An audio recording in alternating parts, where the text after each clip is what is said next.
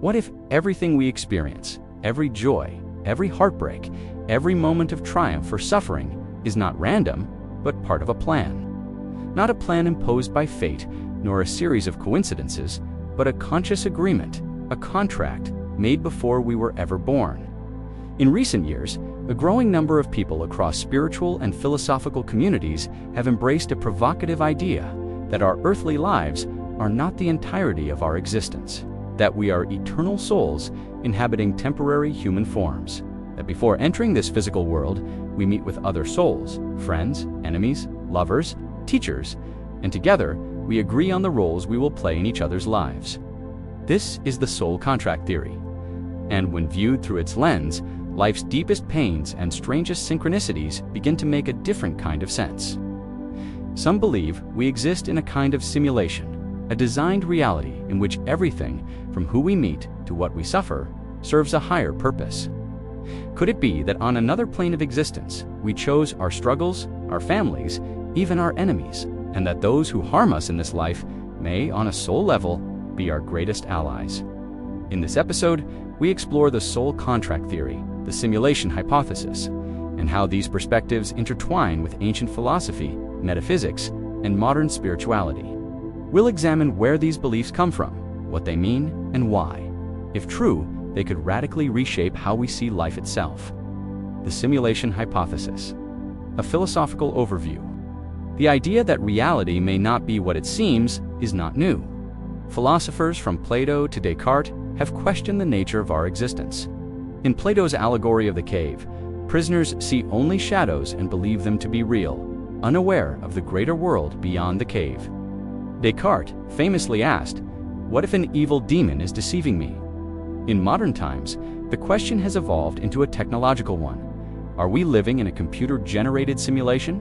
In 2003, philosopher Nick Bostrom proposed that advanced civilizations could simulate entire universes, and that statistically, it may be more likely we are in a simulation than not. Scientists like Neil deGrasse Tyson and Elon Musk have publicly entertained this possibility. While the simulation hypothesis often focuses on technology, a parallel idea in metaphysics views this simulated world as a spiritual construct, a learning environment, a cosmic school, or a theater for soul development. What is the soul contract theory? The soul contract theory suggests that before we are born, we exist in a higher non-physical plane, what some call the astral realm, the spirit world, or the in-between. In this space, we are eternal souls who choose to incarnate on Earth for the purpose of growth, experience, and learning. According to this belief, we do not enter this world alone or by accident. Instead, we gather with other souls, our soul group, and agree to the roles we will play in each other's lives. These agreements are not binding in the legal sense, but they are deeply purposeful. They may include choosing parents and families, selecting major life challenges, agreeing to meet certain people at specific times, even asking other souls to hurt us, so we may learn compassion, forgiveness, or resilience. These contracts are not punishments. They are not karma in the traditional sense. They are designed for learning. And in this view, everything that happens is not happening to us, but for us. Origins and cultural echoes. Though the soul contract theory is more prominent in New Age spirituality, its echoes can be found in many ancient traditions. In Hinduism, the soul, or Atman, undergoes cycles of rebirth in order to achieve liberation, guided by karma. In Buddhism, suffering is seen not as meaningless pain, but as part of a journey toward enlightenment. Gnostic Christianity taught that the material world is an illusion or a lesser creation, a place of testing or spiritual refinement.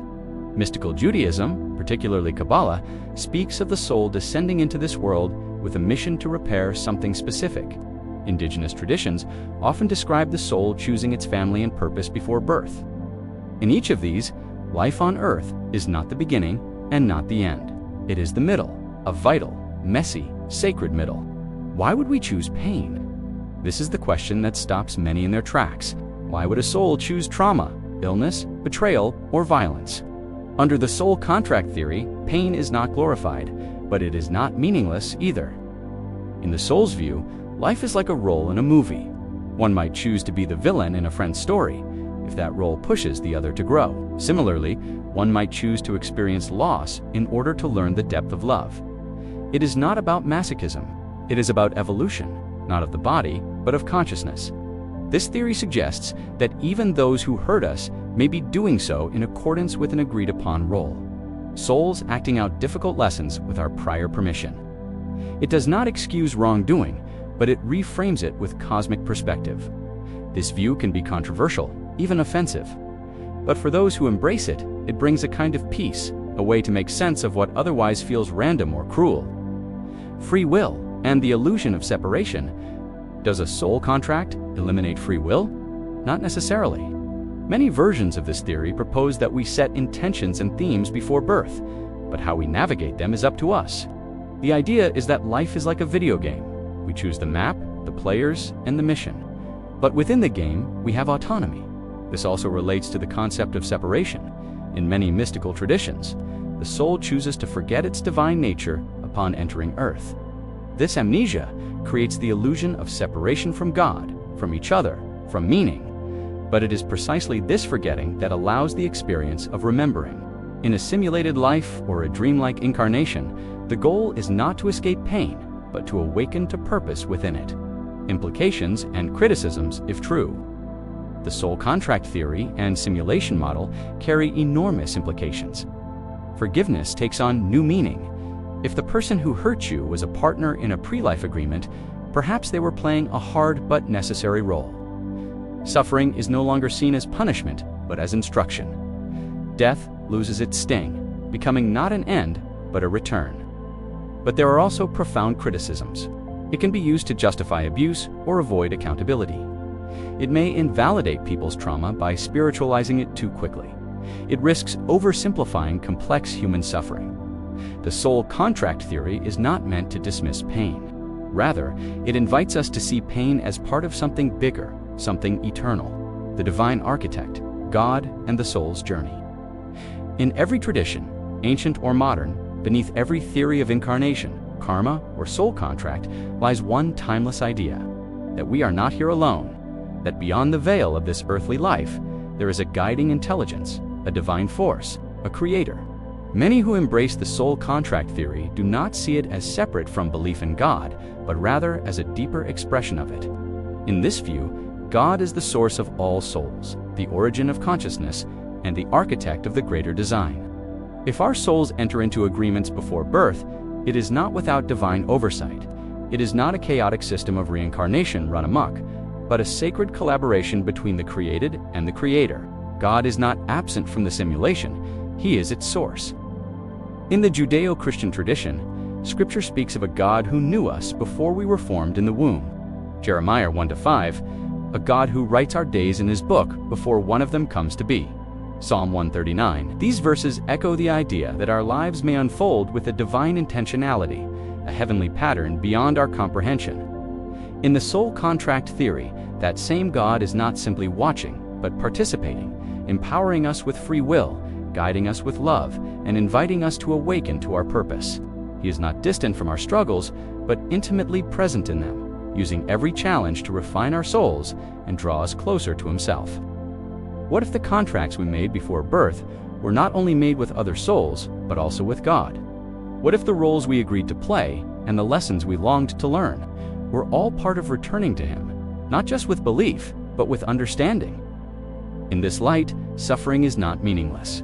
It becomes a crucible, a sacred fire, a divine classroom, and God is the ultimate teacher, one who sees beyond time, who holds eternity in his hands, and who knows the end from the beginning.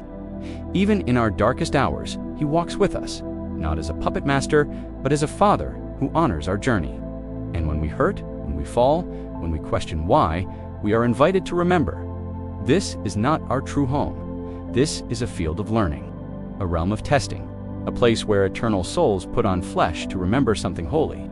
Perhaps we are souls, clothed in temporary form, walking through a world of forgetfulness to remember who and whose we truly are. Perhaps before we came here, we sat with God and chose a story that would bring us closer to his heart. Perhaps even our pain is a sacred path.